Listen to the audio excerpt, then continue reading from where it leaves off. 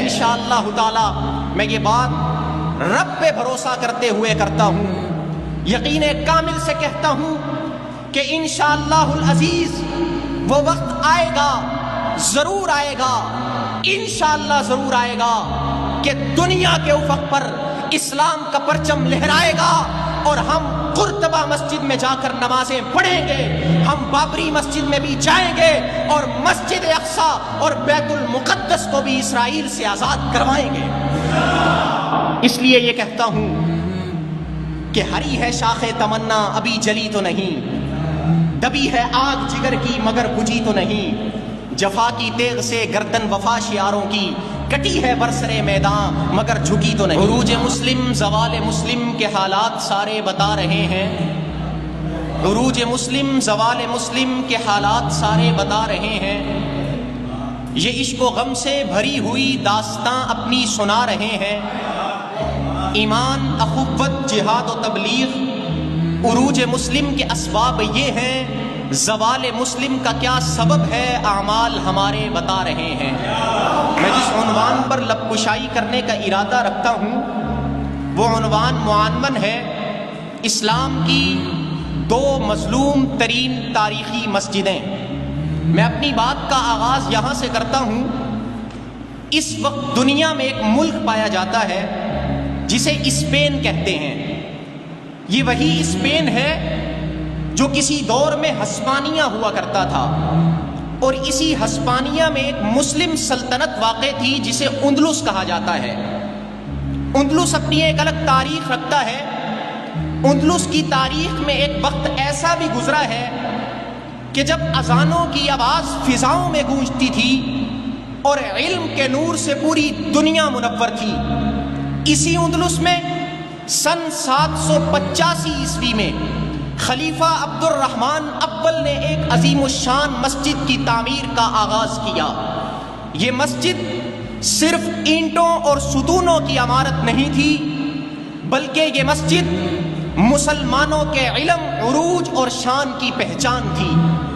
یہ وہ مرکز تھا جہاں پر قرآن کریم کو پڑھا اور پڑھایا جاتا تھا، جہاں پر قرآن کریم کو سیکھا اور سکھایا جاتا تھا، جہاں پر علم کو حاصل کرنے کے لیے دنیا بھر سے لوگ تشریف لایا کرتے تھے۔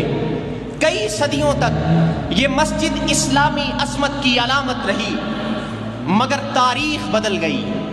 جب تاریخ بدلی تو 1236 عیسوی میں فرڈینڈڈ عیسائی بادشاہ جو ہسپانیہ میں داخل ہوا، جس نے اندلس کو مسلمانوں کے ہاتھوں سے چھینا اور مسجد قرطبہ پر قبضہ کر لیا اور اس مسجد کو چرچ میں بدل دیا گیا۔ جب اس مسجد کو چرچ میں بدل دیا گیا تو میں آج یہ کہتا ہوں کہ یہ مسجد آج بھی خاموش کھڑی ہے، مگر اس کے در و دیوار امت مسلمہ کے عروج اور زوال کی داستان سناتے ہیں۔ یہ صرف ایک مسجد نہیں تھی، یہ اسلام کی طاقت تھی۔ یہ صرف ایک مسجد نہیں تھی، یہ علم کا مرکز تھی۔ یہ صرف ایک مسجد نہیں تھی، بلکہ تہذیب و تمدن اور امت مسلمہ کی حکومت کی نشانی تھی۔ یہ صرف ایک مسجد نہیں تھی۔ اور جہاں پر آج خاموشی کے بادل چھائے ہیں، ایک وقت تھا کہ یہی مسجد تھی، یہی مینار تھے اور یہی محراب تھے، اللہ اکبر کی صدائیں بلند ہوا کرتی تھی۔ آج جہاں پر سیاح جا کر تصاویر بناتے ہیں، ایک وقت تھا کہ ابن العربی جیسی شخصیات یہاں پر نماز جمعہ کی امامت کیا کرتی تھی۔ آج غیر مسلم گائیڈ جہاں اپنی تاریخ سناتے ہیں، ایک وقت تھا کہ مسلمان یہاں پر سجدے کیا کرتے تھے۔ لیکن تاریخ میں ایک منظر ہے اور بڑا دردناک منظر ہے جو میں آپ کے سامنے پیش کرنے کی جسارت کر رہا ہوں، کہ میں وہ منظر جب پڑھتا ہوں کہ لندن کی گول میز کانفرنس سے واپسی پر شاعر مشرق، عاشق اسلام، عاشق رسول صلی اللہ علیہ وسلم جب لندن سے واپسی پر ہسپانیہ میں داخل ہوئے، جب مسجد قرطبہ میں داخل ہوئے، تو وہ مسجد قرطبہ کو دیکھتے رہے، مسجد کے در و دیواروں کو چھوتے رہے اور مسلمانوں کے عروج اور زوال کی منظر کشی کرتے رہے۔ تاریخ میں یہ بات واضح طور پر موجود ہے کہ اقبال اتنے جذباتی ہو گئے کہ ان کی آنکھوں سے آنسو رواں دواں ہو گئے، اور اقبال نے اسی مسجد میں بیٹھ کر ایک نظم لکھی جس نظم کا عنوان تھا مسجد قرطبہ، جو آج بھی علامہ اقبال نور اللہ مرقدہ کی کتاب بال جبرائیل میں آج بھی درج ہے۔ یہ جو نظم لکھی گئی یہ علامہ اقبال نے اسی مسجد میں بیٹھ کر لکھی، جس کا ایک شعر یہ ہے کہ اے حرم قرطبہ عشق سے تیرا وجود، اے حرم قرطبہ عشق سے تیرا وجود، عشق سراپا دوام نہیں ہے اس میں رفت و بود۔ اقبال قوم کو بتانا چاہتے تھے کہ مسلمانوں، جب تک تم نے قرآن کریم کے دامن کو مضبوطی سے تھامے رکھا، جب تک تم اعلاء کلمت اللہ کی سربلندی کے لیے اس دنیا میں چلتے رہے تو دنیا تمہارے قدموں میں تھی، اور جب تم دین سے دور ہو گئے تو تمہاری مسجدیں بھی تم سے چھین لی گئی، تمہاری عبادت گاہیں بھی تم سے چھین لی گئی۔ لیکن اقبال کا ایک شعر ہے کہ نہیں ہے نا امید اقبال اپنی کشت ویراں سے، ذرا نم ہو تو یہ مٹی بڑی زرخیز ہے ساقی۔ مسجد اقصیٰ کو 15 ہجری میں خلیفہ دوم حضرت سیدنا فاروق اعظم رضی اللہ تعالیٰ عنہ نے ایک معاہدے کے تحت فتح کیا تھا، جسے عہد عمر کا نام بھی دیا جاتا ہے، اور پھر اسے 1187 عیسوی میں سلطان صلاح الدین ایوبی نے فتح کیا تھا۔ مسجد اقصیٰ کو سلطان صلاح الدین ایوبی نے فتح کیا۔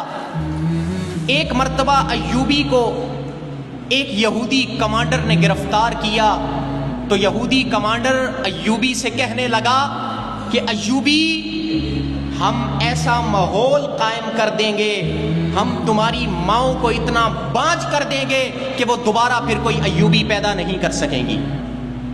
ہمیں چاہیے، یہ لمحہ فکریہ ہے، انشاءاللہ تعالی میں یہ بات رب پہ بھروسہ کرتے ہوئے کرتا ہوں، یقین کامل سے کہتا ہوں کہ انشاءاللہ العزیز وہ وقت آئے گا، ضرور آئے گا، انشاءاللہ ضرور آئے گا کہ دنیا کے افق پر اسلام کا پرچم لہرائے گا، اور ہم قرطبہ مسجد میں جا کر نمازیں پڑھیں گے، ہم بابری مسجد میں بھی جائیں گے، اور مسجد اقصیٰ اور بیت المقدس کو بھی اسرائیل سے آزاد کروائیں گے۔ اس لیے یہ کہتا ہوں کہ ہری ہے شاخ تمنا ابھی جلی تو نہیں، دبی ہے آگ جگر کی مگر بجھی تو نہیں، جفا کی تیغ سے گردن وفا شیاروں کی کٹی ہے برسرے میدان مگر جھکی تو نہیں۔ کہ آج ہمیں ہسپانیہ کا حال دیکھتے ہیں، برما کے مظلوم لوگوں کو دیکھتے ہیں، فلسطین کے لوگوں کو دیکھتے ہیں، ہم دیگر ممالک کے افراد کو، شخصیات کو، وہاں کے عوام الناس کو دیکھتے ہیں، تو ذرا موازنہ کر لیں کہ آج ہم ملک و ملت وطن عزیز پاکستان کی سرزمین پر رہتے ہیں اور آزادی کے ساتھ نماز بھی پڑھتے ہیں، آزادی کے ساتھ یہاں آذانیں بھی ہوتی ہیں، اور یہاں کا army chief general Syed Asim Munir صاحب جب جنگ کا آغاز کرتے ہیں تو وہ بھی قرآن کریم کی مثال پیش کرتے ہیں۔ بنیان مرصوص ایک مثال ہے۔ تو ہمیں اپنی ریاست کا شکریہ ادا کرنا چاہیے کہ جو صبح سے لے کر شام تک دن اور رات محاذ پر کھڑے ہو کر پاکستان کا تحفظ کرتے ہیں۔ یہ ملک ہمیں بڑا عزیز ہے۔ دشمنان پاکستان کے لیے یہ پیغام ہے کہ جو کام تھا وہ کام ہے، وہ کام رہے گا۔ میں مر کے بھی زندہ ہوں اے ظالم، تیرے سر پہ یہی الزام رہے گا۔ وما علینا الا البلاغ۔